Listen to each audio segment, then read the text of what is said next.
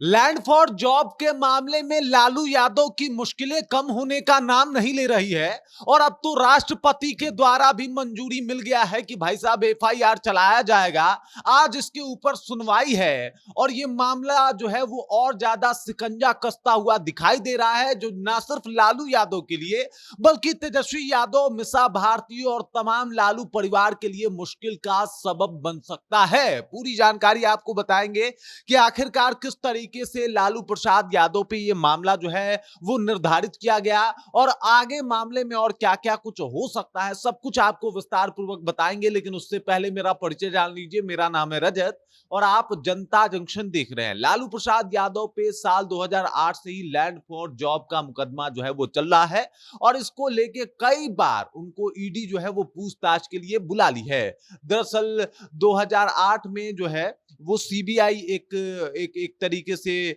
एक report submit करती है ईडी को और उसी आधार पे लगातार ईडी के निशाने पे जो है वो लालू परिवार है और लगातार उनसे पूछताछ हो रहा है। पूछताछ में अब एक और बात आ गया है कि राष्ट्रपति ने भी इसको मंजूरी दे दी है और कहा है कि इस मामले की जांच होनी चाहिए, कुछ नए कानून के माध्यम से होने चाहिए, कुछ नए तहकीकात जो है एकदम से अच्छे ढंग से होने चाहिए ताकि मामले का स्पष्टीकरण जो है वो बना रहे। अब देखिए आखिरकार ये मामला शुरू कहां से हुआ और किस तरीके से लालू यादव इसमें फंस गए, सब कुछ आपको हम बताएंगे। दरअसल ये पूरा मामला आपको बता देते हैं कि सीबीआई का आरोप जो लालू प्रसाद यादव पे लगा है कि वो रेल मंत्री रहते हुए 2004 से 2009 तक लैंड फॉर जॉब में स्कैम करे हैं। उसके बाद उनके ऊपर आरोप लगा कि लालू परिवार के सदस्यों के नाम पर जमीन और प्रॉपर्टी ट्रांसफर कराई गई है।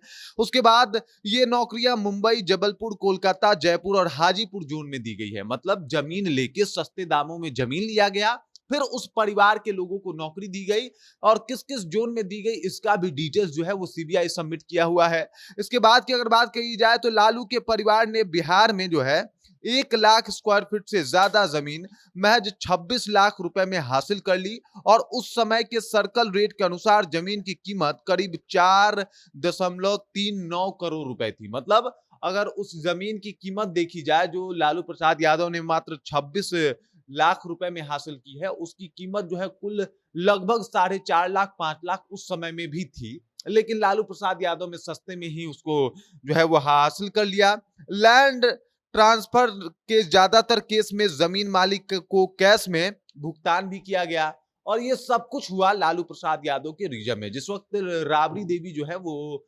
मुख्यमंत्री भी रही, उधर लालू प्रसाद यादव रेल मंत्री थे और तमाम तरीके की बातें जो है वो सामने आई थी, तब लालू प्रसाद यादव के ऊपर ये मुकदमा चला था। लालू प्रसाद के साथ साथ राबड़ी देवी के ऊपर भी मुकदमा चला था और सीबीआई ने बड़ा तहकीकात किया था। तहकीकात करने के बाद जो उनका कार्यकाल रहा उसके बारे में पूरा डिटेल्स निकाला। 2015 में ये मामला ईडी को सौंप दिया गया और ईडी उसके बाद से लगातार लालू प्रसाद यादव, तेजस्वी यादव, तेज प्रताप यादव के ऊपर जो है सम्मन का घंटा जो है वो लटकाए रहती है और कभी भी सम्मन भेज के उनसे पूछताछ के लिए बुला लिया जाता है। आरोप है कि सबके नाम पे जमीन जो है वो ट्रांसफर कराए गए हैं। अब पूरा मामला समझिए। जैसे कि कोई व्यक्ति अगर सीबीआई की माने तो जैसे कि कोई व्यक्ति अगर जॉब चाहता है तो लालू प्रसाद यादव को अपनी अच्छी खासी जमीन को बड़े कम और सस्ते रेटों में बेच देता था। लालू प्रसाद यादव उसे पैसा देते थे और वो जमीन खरीद लेते थे, लेकिन पैसा बहुत कम होता था और बाद में पता चलता था कि जिस परिवार ने राबड़ी देवी के नाम पे, लालू प्रसाद यादव के नाम पे, तेजस्वी यादव के नाम पे,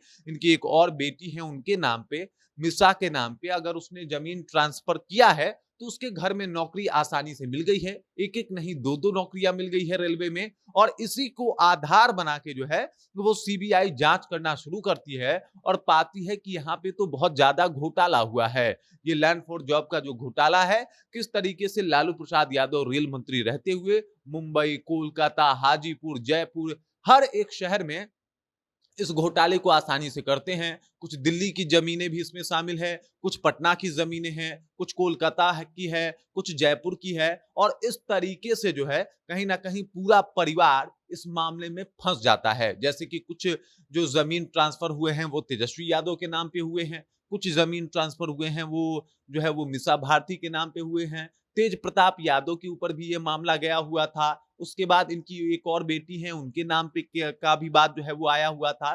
तो तमाम बातें सामने आई थी। राबड़ी देवी पे तो ये भी आरोप है कि कंपनी को बड़ा सस्ता में जो है उन्होंने खरीद लिया था, बड़ी सस्ती रकम में। मतलब पहले तो उस कंपनी को बनाया गया, बहुत बेहतर बनाया गया और उसके बाद एक कम अमाउंट में उस कंपनी को भेजा गया और ये मनी लॉन्ड्रिंग का बड़ा अच्छा धंधा था। इस वजह से अब मनी लॉन्ड्रिंग का भी केस जो है वो ऐड ऑन हो गया है और इस मामले में भी जो है वो अब ईडी लालू प्रसाद यादव से पूछती हुई दिखाई देगी, लालू परिवार से पूछताछ करती हुई दिखाई देगी। मतलब मुश्किल कम होने का नाम नहीं ले रही और ईडी लगातार जो है वो कहीं न कहीं समन भेज रहा है, पूछताछ कर रहा है, सुनवाई कर रहा है और जो है वो एक मामले को तह तक ले जाने की पूरी कोशिश कर रहा है। बाकी इस खबर को लेके आप क्या सोचते हैं? क्योंकि हमेशा से लालू परिवार की तरफ से ये आरोप भी लगा है कि भाई ये सब कुछ केंद्र सरकार के इशारों पे हो रहा है। लेकिन आपको क्या लगता है? जो मामला मैंने आपके सामने रखा उसे देखने के बाद आपके ज़हन में क्या कुछ आता है? कमेंट कीजिए और अपना विचार हम तक पहुँचा दीजिए। बाकी आप देख रहे हैं जनता जंक्शन और मेरा नाम रजत है।